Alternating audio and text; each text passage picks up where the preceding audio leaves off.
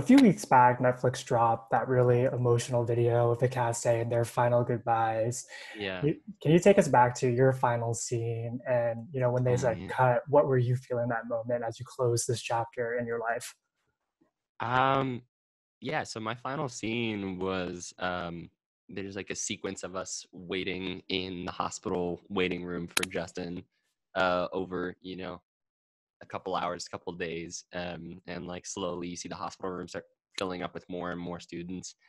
And yeah, that was the last sequence I filmed for the show.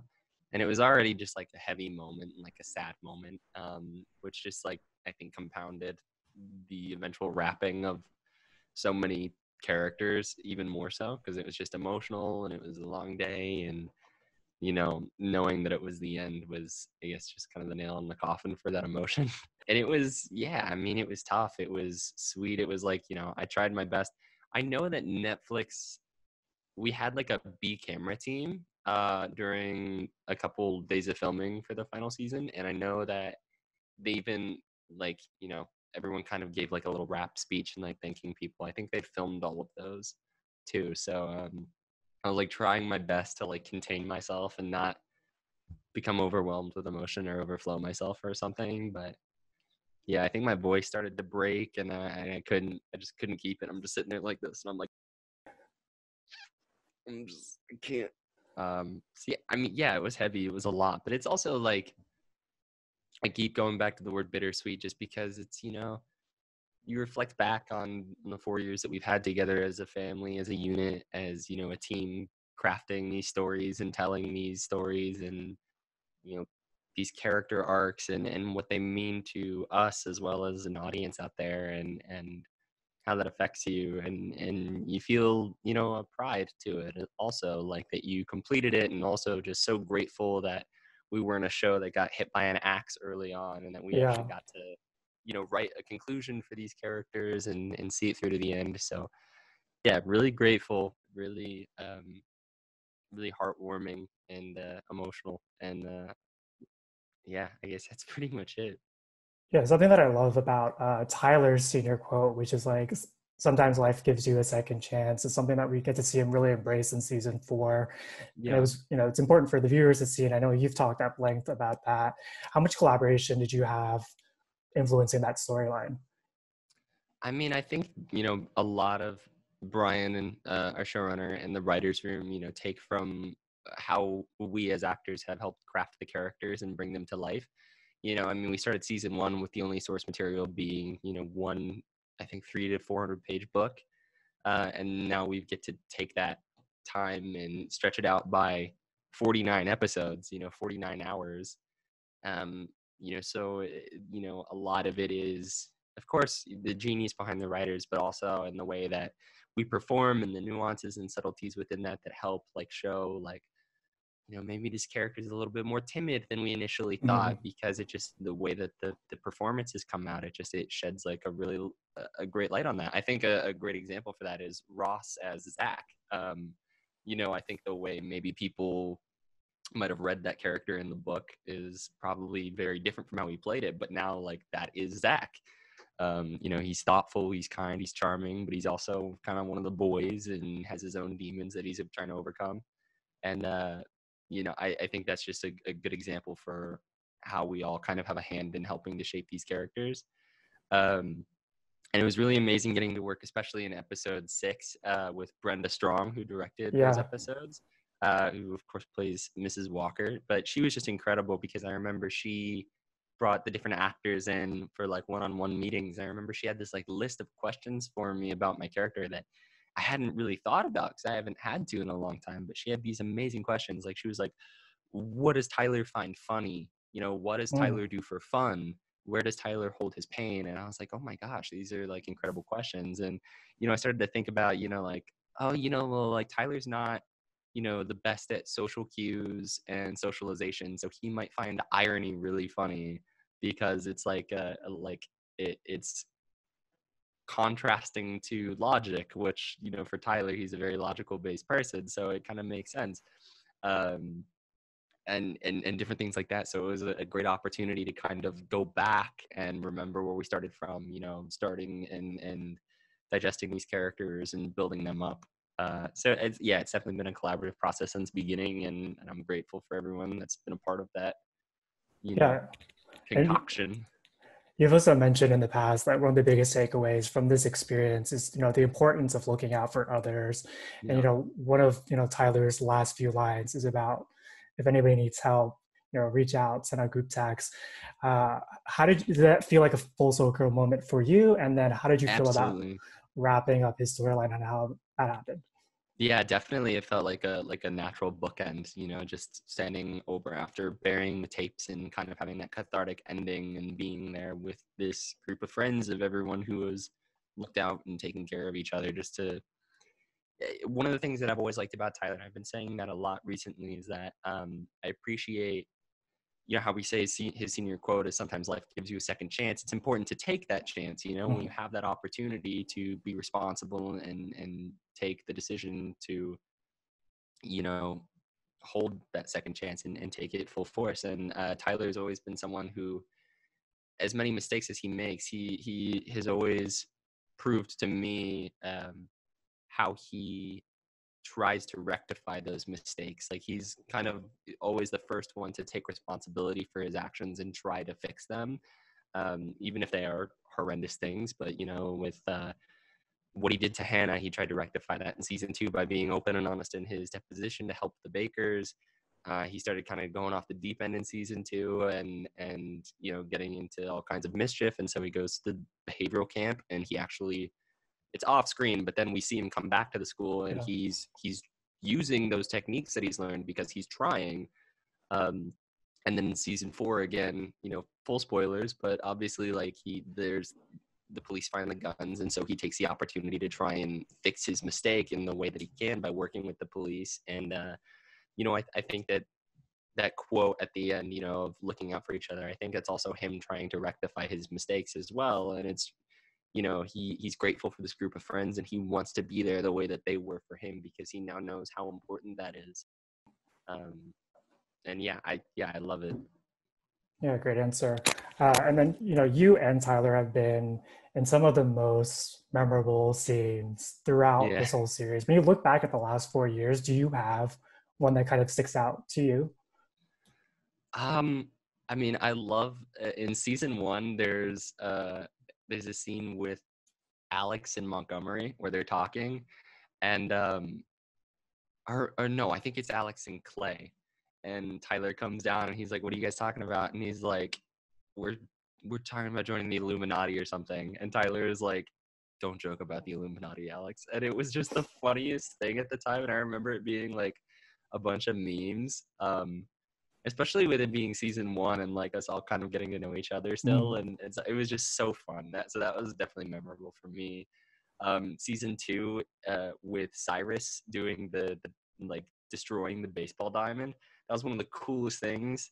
Um, just because like getting to work with Bryce Cass, who's such a cool person, and his like phenomenal portrayal of Cyrus, and like the way he brings this whole attitude when he walks on set in those Doc Martens and that eyeliner. Oh man, he's fantastic. And just doing that all night and like getting those like cool photos together with all the fire, it was awesome.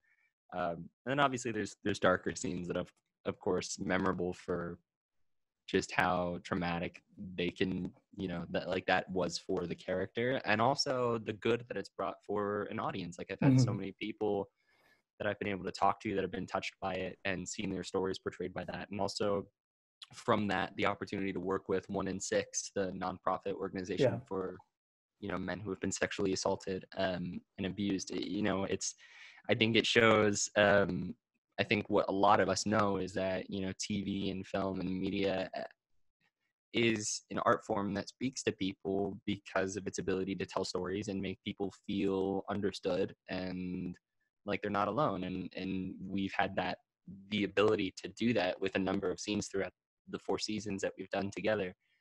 And I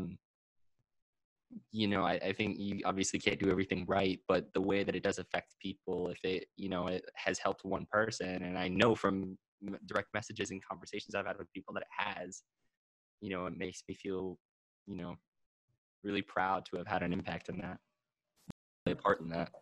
This has been a breakout television role for you. What's one Yeah. thing that you know now that you wish you knew when you started the series? Oh man, I wish that I. This is gonna sound so dumb, but just the exhaustion of working, from with like 5:30 a.m. call times for 6 months at a time. When I live in LA now, and we film up in the Bay Area. I'm 6.5 hours away from home. I definitely wish that I had a better grasp on being responsible with my time and sleep. At least because I'm kind of like a workaholic, and I take a lot of pride in like the prep that I put in my roles and things Mhm. like that. And especially during season 2, I wasn't sleeping very well, and I was just like, I was up all night, and due to the material of season 2, I was watching and doing a lot of research on a lot of dark subject matter and material, and I think it got to me a little bit over those 6 months. When we finally wrapped that season, I was pretty pooped, and I needed a break, and I was lucky enough to find some solace in not only the work that we were doing and the people around me, but also other forms of media, some amazing music, and people that have inspired me to you know dig my way out of the trenches. And the last time we spoke, you didn't really know how Tyler's storyline was going to end. I had Know no it, idea. I wasn't lying to you. I swear. Brian doesn't tell us anything. knowing what you know now, what parting words would you share with them? With Tyler? Yeah, Oh man. Like if he was a person, like a friend, and Devin was talking to Tyler? yeah, Oh man. See, that's so strange because I always think of us as that's one. kind of. I mean, like I'm obviously a different person, but like it's weird thinking about talking to him. Because like in my mind, like they are two different people in my mind, and I don't ever be like that's me in the show. Like I'll be like that's Tyler. But it is like I don't know. There's another part to it that's kind of weirdly disassociative. But I don't know. I think what I would want fans to take away from it, and what I would want Tyler to take away from his story is just seeing that like it's possible to dig your way out and to find a better path moving forward and to heal. And a lot of that comes from the ability to communicate openly and mental health professionals and taking that seriously and taking care of yourself. I think we did a really great job. One of the things that I always loved so much about Tyler's story, especially, was not only being surrounded by an amazing group of friends, but also how these friends also make sure that he is talking to Dr. Singh and, going to a behavioral camp. These are things that are more off screen, but they do happen. And we can infer that Tyler has been doing a lot of work with them. I think we also know that in season 4, Dr. Ellman, who Clay sees, I think it was mentioned in a previous season that Alex has also gone to Dr. Ellman. Mm-hmm. So just the and I think Alex also does some incredible physical therapy throughout the seasons. I just think as much as it is a character-based drama, where a lot of the screen time is focused on characters interacting and building each other up and storylines moving forward, the inclusion of talking about the fact that mental health professionals are there to do a job and it's effective and it works for people, and it's important to pursue that, and that it's okay to talk about it, and we should normalize it more as a society, and it shouldn't be as taboo, and no one should feel like they're broken or that like they have a faulty wire or something because they need to go talk to a therapist about something.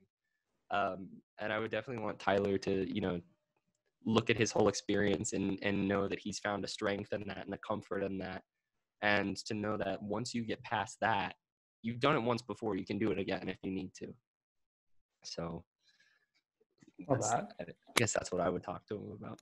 Yeah, and then I'm proud of him. I'm proud of Tyler. outside of 13 Reasons Why, you've got a ton of new projects. Are there any that you can chat about at this time?